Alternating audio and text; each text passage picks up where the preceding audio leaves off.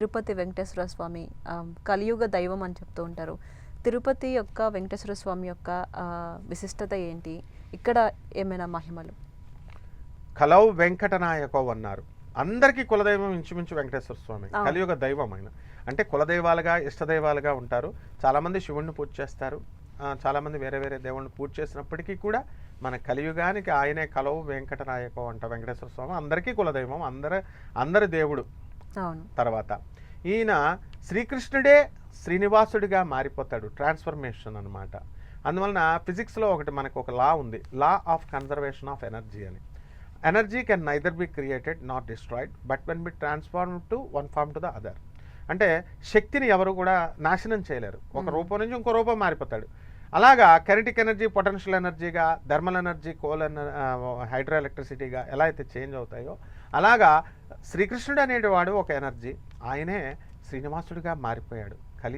ఎప్పుడు కూడా శ్రీ మహావిష్ణువు వెంకటేశ్వర స్వామి ఏంటంటే ఆయన ఈ కలియుగంలో ఉంటూ ఎవరిని హాని చేయడు, అందరికీ కూడా విద్యాబోధన చేస్తూ డబ్బులు ఇస్తూ ఆపద మొక్కులు వాడు అంటారు. ఆపద ఎవరికైనా వచ్చిందనంటే మొక్కుకునే సాంప్రదాయం ఈయనకే ఉంది. ఆపద మొక్కులు వాడని మిగతా వాళ్ళకి లేదు ఆ పేరు. ఆపద మొక్కుకుంటే తీర్చేస్తాడు. నెక్స్ట్ వడ్డీ కాసుల వాడా అంటారు. అంటే వడ్డీకి వడ్డీ మొక్కుకు తీర్చుకోకపోతే దానికి మళ్ళీ క్యుములేటివ్గా ఇంట్రెస్ట్ వేస్తూ ఉంటాడు. సో ఆ విధంగా ఆ స్వామివారికి పేరు వచ్చింది. అయితే శ్రీనివాసుడు ఏంటంటే ఆ అవతారంలో మనకి వెంకటేశ్వర స్వామి ఆయన తిరుపతిలో స్వయంభూగా వెలిశాడు. అయితే ఈ తిరుపతిలో ఉన్నది ఎవరండి అని అంటే బాలాజీ టెంపుల్ పేరు. బాల అంటే ఎవరు? బాలా త్రిపుర సుందరి లలితాదేవి.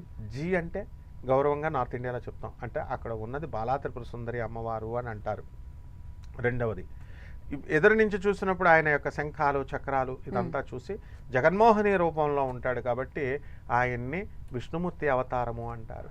వెనక నుంచి జడలన్నీ కూడా విరబూసుకుని ఉంటాడు. సాక్షాత్ పరమేశ్వరుడు గంగని ఇలాగా అడ్డుపెట్టినటువంటి జడలు ఉంటాయి కాబట్టి ఆయన్ని శివుడు అంటారు.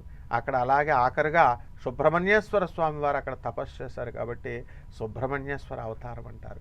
మొత్తం ఏదైతేనేమి మన శ్రీనివాసుడు కలియుగ దేవుడిగా ఈ అవతారాలన్నీ సమష్టి స్వరూపం అన్నమాట ఆయన.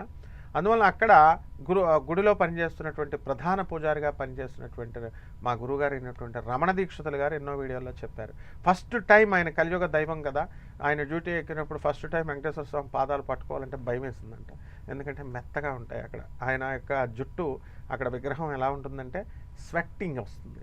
స్వెట్టింగ్ అంటే కొన్ని రాక్స్ ఉన్నాయి మనకి, మెటమార్ఫిక్ రాక్స్ అని ఉన్నాయి.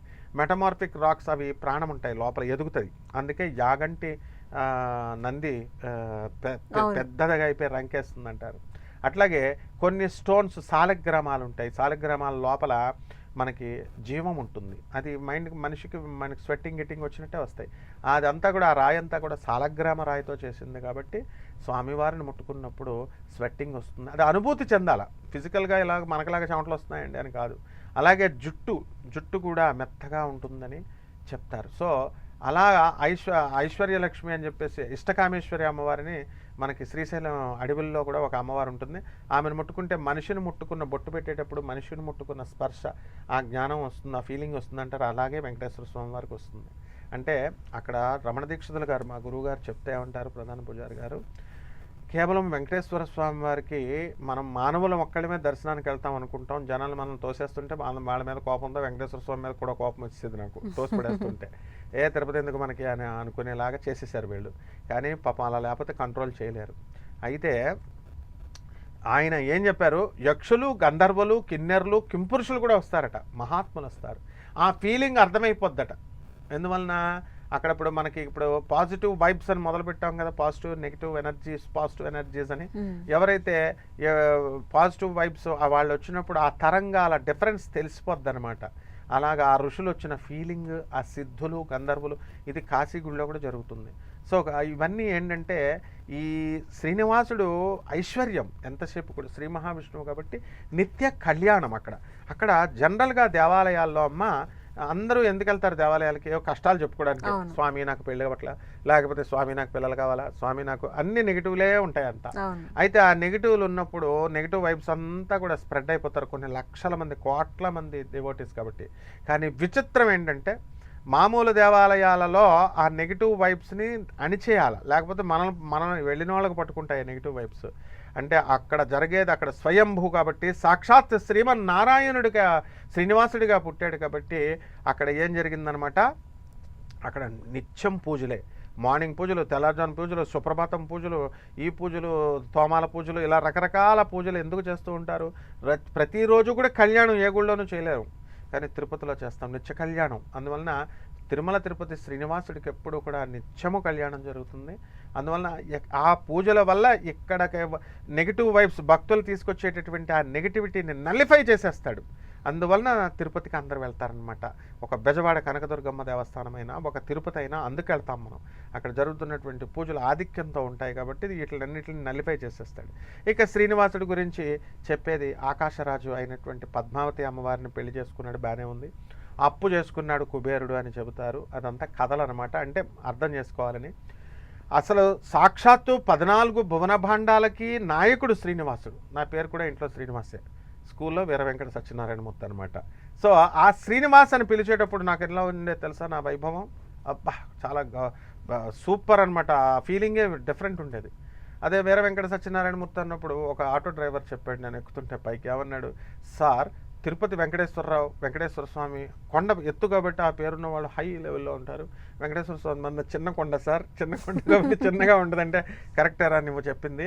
శ్రీనివాసన్ అన్నప్పుడు మా ఇంటి దగ్గర అందరూ నన్ను గారంగా చూసుకునేవారు, స్కూల్లో చితక్కొట్టేసేవారు వీర వీర సత్యనారాయణ మూర్తి అంటే.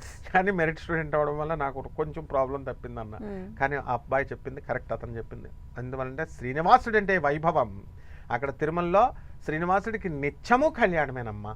అందువలన ఎవ్వరైతే ఆకాశ అమ్మవారి రికమెండేషన్ ఉండాలి. అక్కడ కృష్ణదేవరాయలు కట్టాడు, పద్మావతి అమ్మవారు ఉంది, మన అలివేలు మంగమ్మ తల్లి శ్రీనివాస మంగాపురంలో వెలిసింది. అరే ఆమె దర్శనం చేసుకోకుండా వెళ్ళిపోతారు వీళ్ళంతా.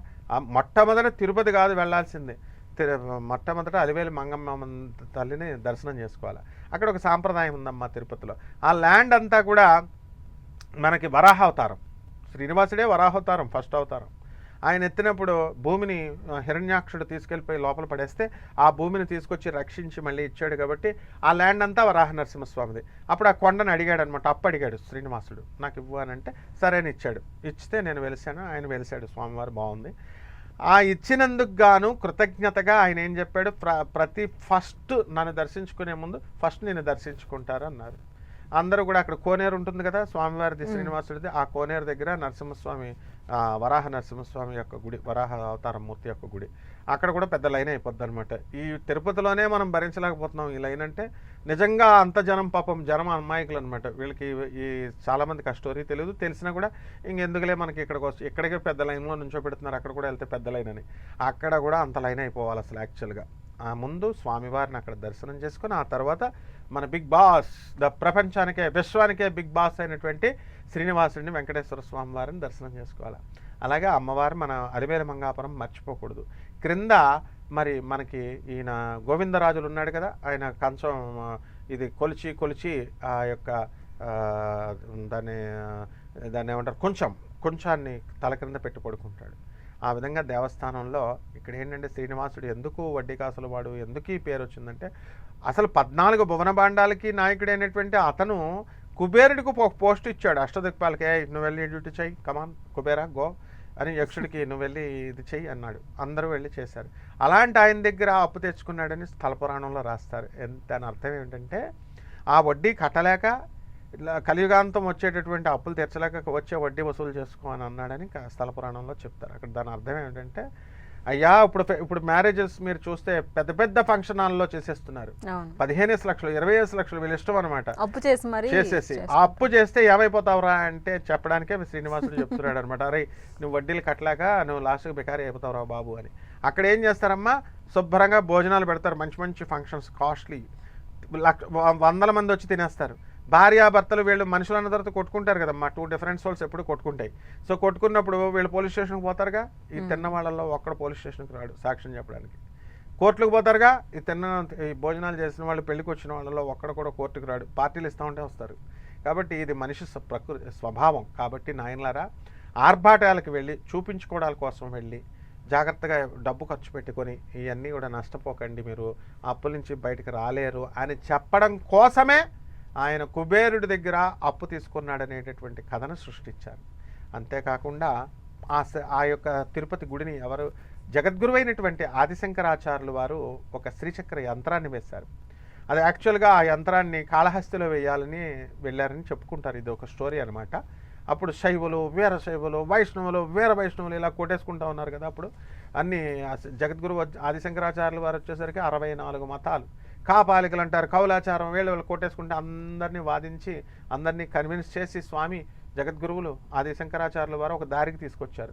అలా లాస్ట్లో ఇక మనం పవర్ఫుల్ యంత్రం వేద్దాము కాళహస్తిలో అని చెప్పి బయలుదేరితేనట.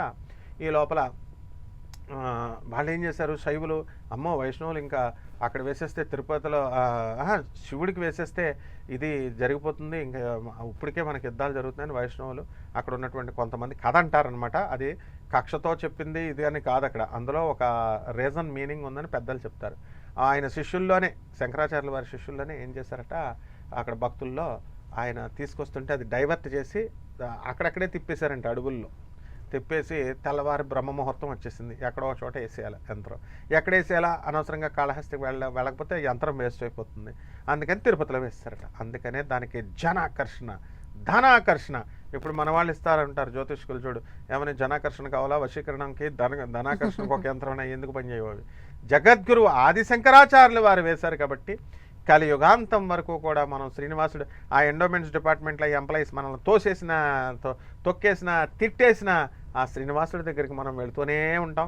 ఆ దివ్యమంగళ రూపాన్ని మనం చూస్తూనే ఉంటాం అమ్మ. అది శ్రీనివాసుడి యొక్క లీలలమ్మ.